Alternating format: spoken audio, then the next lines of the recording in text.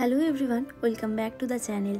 আজকে আবারও চলে এসেছি ক্রিসমাস লাইটিংয়ের একটা ছোট্ট ভিডিও নিয়ে। তো আজ আমরা চলে এসেছি বার্কম্যান হলিডে হোমে ক্রিসমাস লাইটিং দেখার জন্য। আসলে প্রতি বছরই আমরা ক্রিসমাসের টাইমে একটা ইভিনিং এখানে আসি ক্রিসমাস লাইটিং দেখতে।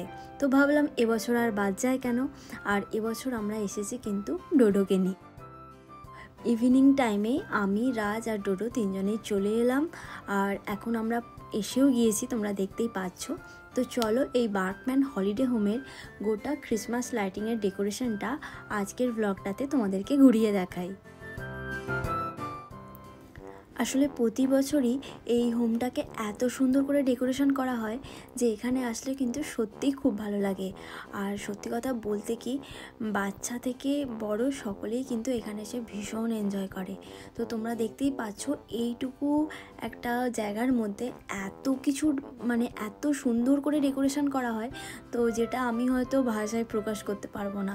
তো তোমরা গোটা ব্লগটা দেখতে থাকো, আশা করছি পুরো ব্লগটা দেখে তোমরা নিজেরাই বলবে যে সত্যি এটা ভীষণই সুন্দর।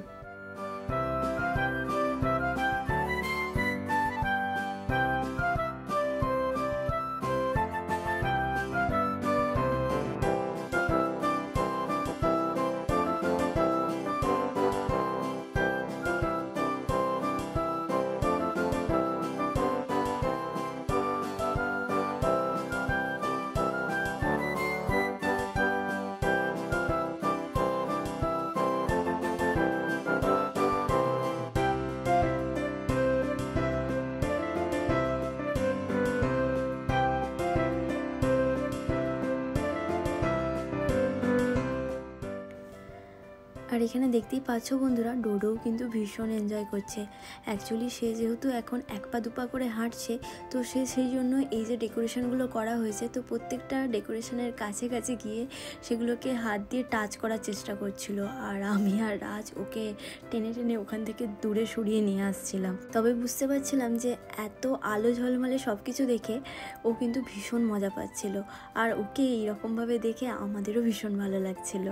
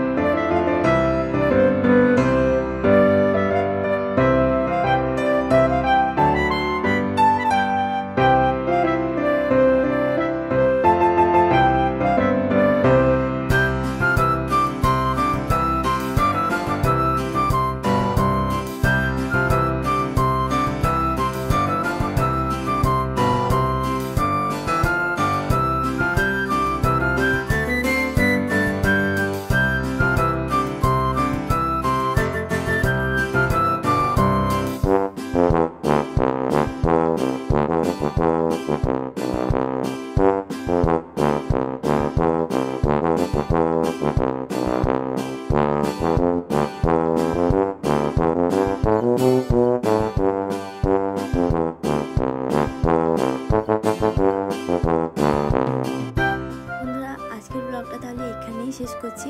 তোমরা কিন্তু অবশ্যই জানিও এই বার্কম্যান হলিডে হোমের ক্রিসমাস ডেকোরেশনটা তোমাদের কেমন লাগলো। আর তোমরা যদি কেউ গিয়ে থাকো তাহলে কিন্তু সেটাও আমাকে কমেন্ট বক্সে জানাতে ভুলো না। তো আজকের ব্লগটা তাহলে এখানেই শেষ করলাম। খুব তাড়াতাড়ি ফিরে আসবো আরও একটা নতুন ভিডিও নিয়ে। ততক্ষণের জন্য সকলে ভালো থেকো, সাথে থেকো।